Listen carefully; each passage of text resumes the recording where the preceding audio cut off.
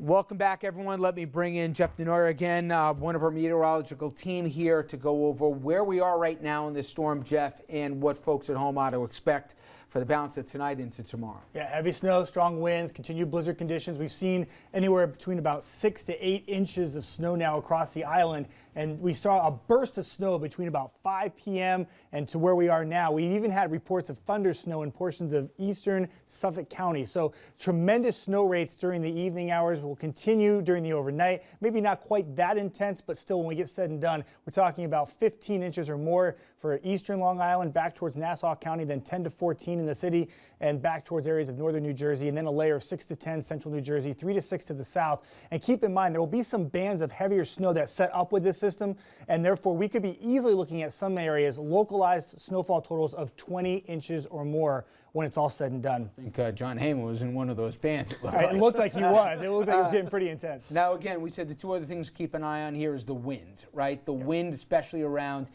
the late hours tonight into early morning.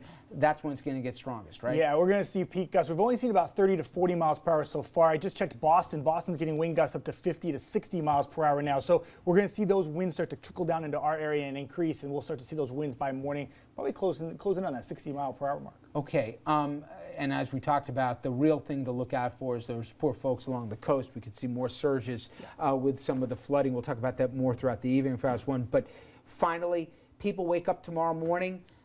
Will they see like the last remnants of snow? When do you expect it's going to end? Yeah, we'll tail off pretty quickly from west to east in the early morning hours, but it will be jaw-dropping when you walk outside and you get a little brightness out there and see how much snow has really fallen during the overnight. All right, Jeff, I know you're busy. Thank you. I appreciate it tonight, and Jeff obviously is going to be following that. And Andrew, if it felt like this year we heard the word record being tossed around quite a bit with all different kinds of weather and storm scenarios, it wasn't the public's imagination. Look, we're going to be talking about the snow for the next couple of days, snow and the hurricane from Sandy, but yeah, it's been a year for this kind of thing, and come Monday we're going to start talking about climate, I'm sure.